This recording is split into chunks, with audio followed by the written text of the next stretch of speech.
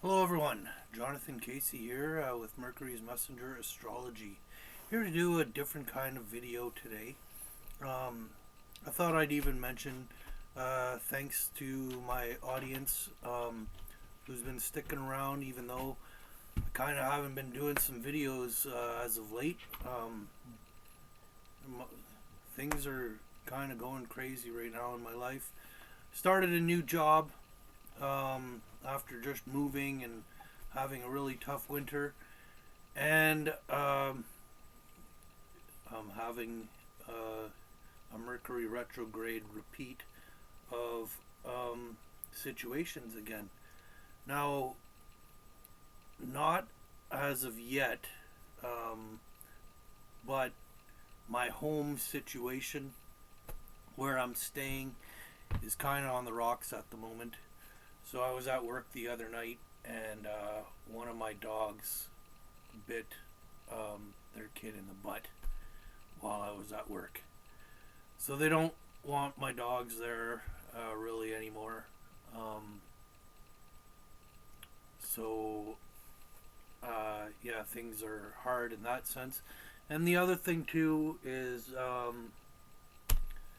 I flushed the toilet the other day there, and I guess the plunger didn't go back down. And I went out for about half an hour and came back, and now there's water issues going on there. Um, they're not blaming me, and they are blaming me um, about it. So uh, I just really don't know what's going on in regards to my living situation again and work. So if I have to move again, this will be time 4 over the winter, which has made it really challenging. My last job, I did about a 10-day stretch before I had to move, and that's about what I did again here. Was about a 10-day stretch, and things are rocky. So, anyhow, let's get into what this video is about. So, this video is going to be about COVID-19. Um, and the great conjunction that's happening this year between Saturn and Jupiter. So, I'm not really sure how I want to put this video together, so I'm just gonna kind of try and wing it here. Let's start with this. Okay, these are the symbols for Jupiter and Saturn. Now, if you look at them, they look very similar, almost like flipped. Okay, and these two are making their great conjunction this year. Now, Saturn is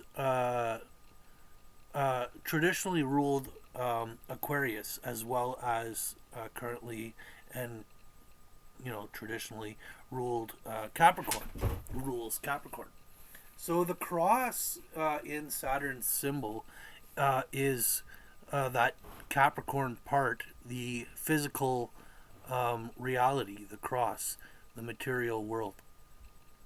And the wavy line is kind of like the Aquarian part, the movement. And Aquarius has to do with like rebellion, but movements in general, like a movement of liberating slavery, or the movement of female rights and that kind of stuff, right? And Jupiter, on the other hand, is, I feel, the movement above matter. Um, so everything that's possible, um, like love, uh, intellect, um, the mind more so.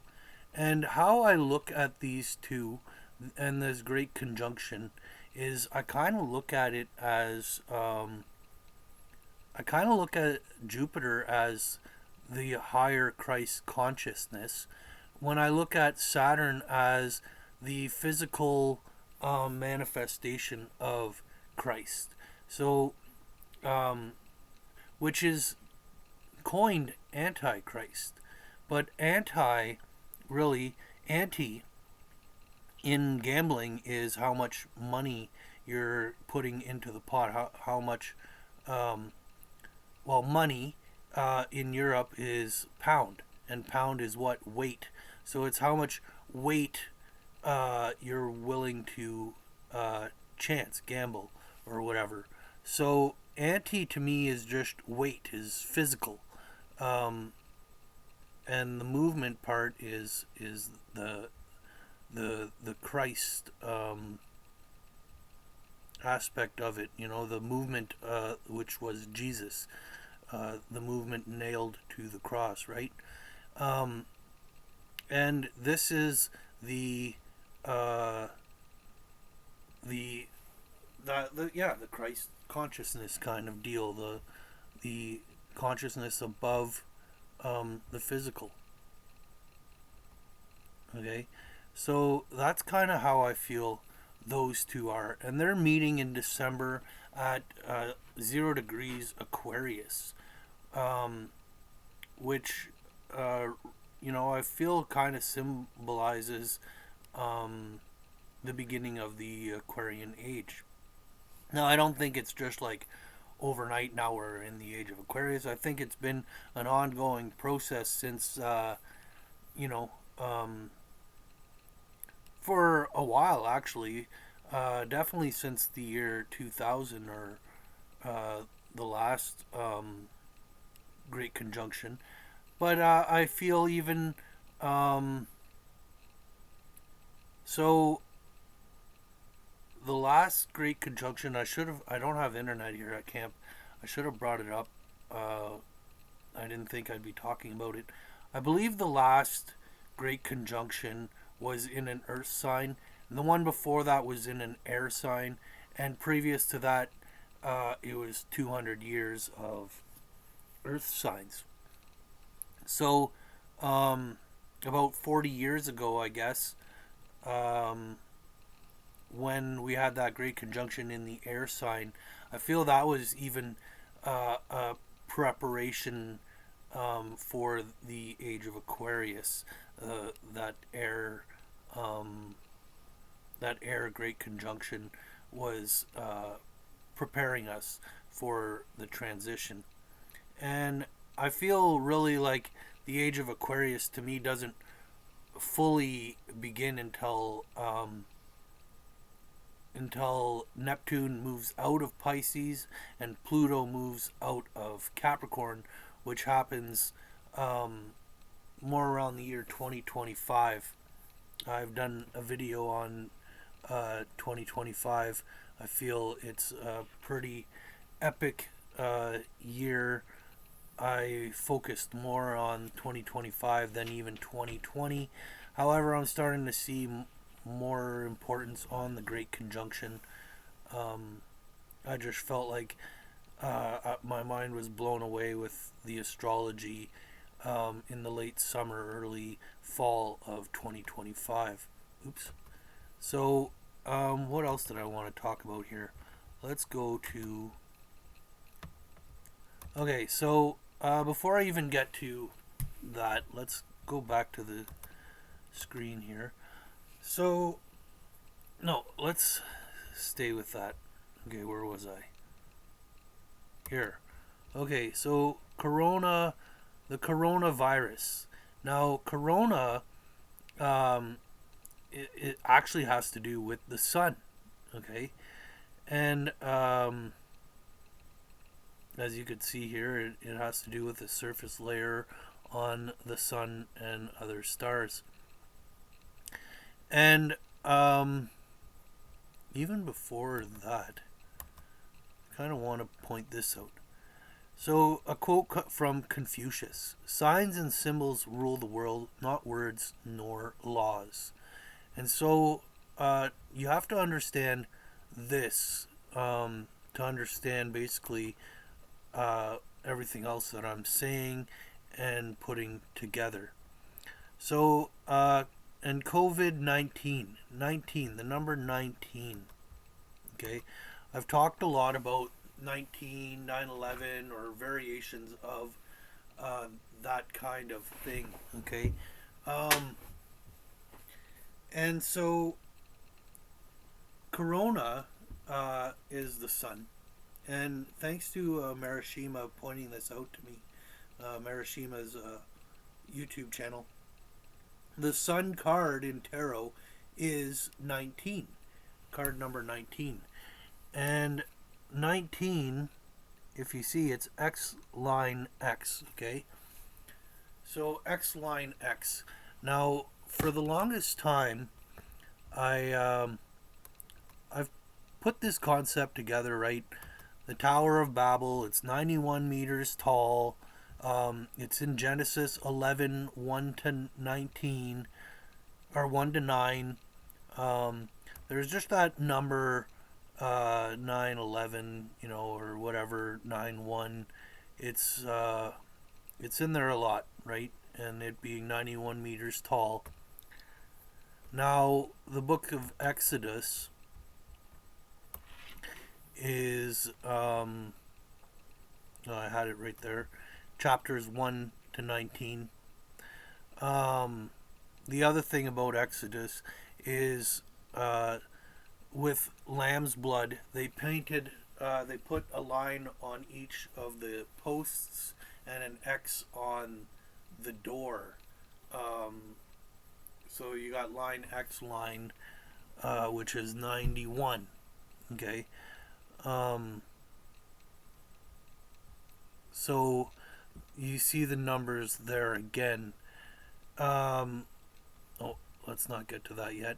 Now, for a while I've tried to piece together how even Jesus fits with the 91 or 9/11 or these X and line things, okay? And I kind of finally figured it out. So Jesus was crucified in the middle of two other people being crucified. So there was 3 crosses. But what was Jesus? Jesus was the one in the middle. Okay? So there we have X line X with that concept. So now, how I look at this, okay, is I've heard that the number 10 is referred to as God. And so 9/11 is skipping God. So, and I'm ruled by the planet Mercury, which is number 5. So the center of 9/11 is 10, and the center of 10 is 5. And so to me, this number is a portal, a doorway to hope or fear. And it's about finding your center. Okay? Coming to that center, 10 or 5. Coming back to the middle and getting the message, which is Mercury, the message, right?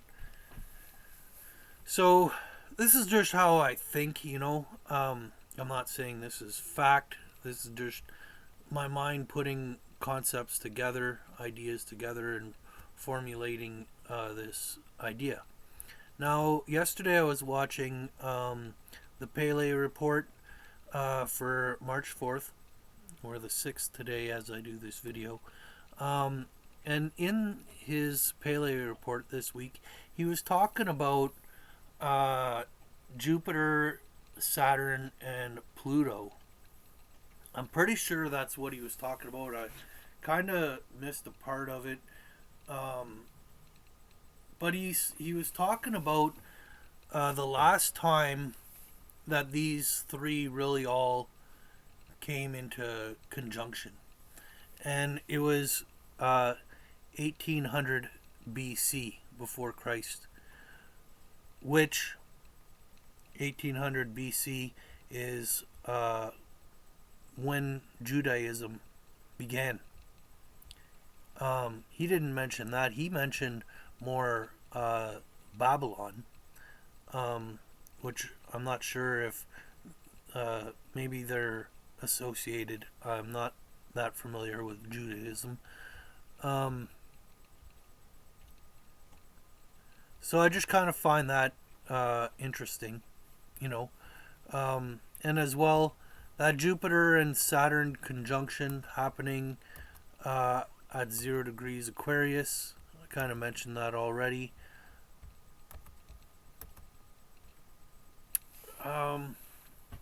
Yeah, I don't know. I just thought I'd put this information out there. So I guess I'll talk a little bit more on the coronavirus. Um, so, as far as I can tell, it's very similar to the flu. Only 6% of people die from it. The death happens really quick, which is what the most alarming thing is. However, I feel like that almost is to our benefit. If the people are dying quick from the disease, that lessens its likelihood of spreading. Now, an article that I saw today is that it seems to not be affecting children, so it's really not affecting people with a healthy immune system, which is largely people who aren't in that state of fear. Okay, and well, that was me, guys. My dog's there. I scared them by my chair making that noise. What I want to say there about this. So, I guess like I've heard a lot of people feel like the coronavirus was possibly engineered, which I don't dismiss that concept. I feel like there's a likelihood that it was engineered. But I feel what's even more so engineered than the virus itself is the media. I feel like the media is making a bigger deal of it than it really is to put people into fear. This 19 number, right? This 9/11 number. It's to get people into that state of fear, which makes them vulnerable to the disease itself. So I feel like it's really about keeping a healthy state of mind, healthy body, staying clean. We're heading to a Virgo full moon here. Virgo being about health, about cleanliness. So it's just about cleaning up our affairs, our mind, and that sort of stuff. Now, you know, I'm not bothered by this Corona 19. What I'm bothered by is my living situations, but more so my dog biting this kid in the butt. I said a long time ago that if my dog bites, ever bit a child, I'd put them down. Because it's happened. They've gotten their 2, probably even 3 strikes already, and I was giving them a 4th chance. It's 1, not both. However, I feel like, I have a hard time with the idea of putting them down because they're still young. The dog thinks that he's doing a job. Like the dog, the one that bit, the one that bites, uh, he he has the idea that he's protecting a territory or something. They grew up in the bush at a tree planting camp as puppies before, when they were 6 months old, 3 to 6 months or something like that, 4 to 6 months. They grew up in the bush at a tree planting camp, and I feel like that early age, running free in the wild, they they picked up that like protect the camp, protect our territory kind of concept. They're both male dogs and they haven't been fixed. Um, and anyhow, so the one that bites is actually uh, he listens so well. Like his entire life, I've never had an issue with that one listening. The other one has been the one that doesn't listen, and he listens a lot better now. The other one, um, there's just a few different traits that they got from their mix, even though they look almost identical. One got a lot more of the husky personality, um, and that's the one that doesn't bite. But I don't know what to do. To me, it's devastating to. It would be devastating to have to put one down, and I feel like it would be devastating to the other one, to the point where I feel like they almost both have to be put down together. Um, the other one would have heartbreak, but not only that, um, these two dogs, the one that didn't bite, uh, has separation anxiety just when I leave. And it's great that, oh, I'm going to have to wrap this up rather quick. It's great that they have each other, um, but if one's gone and then I go to work, I feel like the other one's going to bark and howl uh, constantly, and it's going to be too much for him. However, I also kind of feel like I could finally give him more freedom because it was his brother that prevented him from gaining more freedom. So I'm really in a time where I have some decisions to make. I'm really just trying to get by, and like, why are things so difficult for me? I don't know.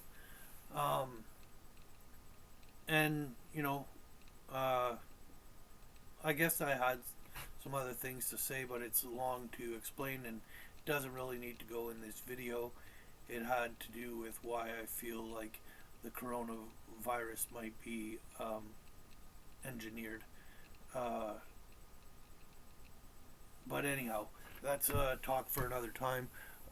Thanks very much, everyone, for watching, and see you guys all again real soon.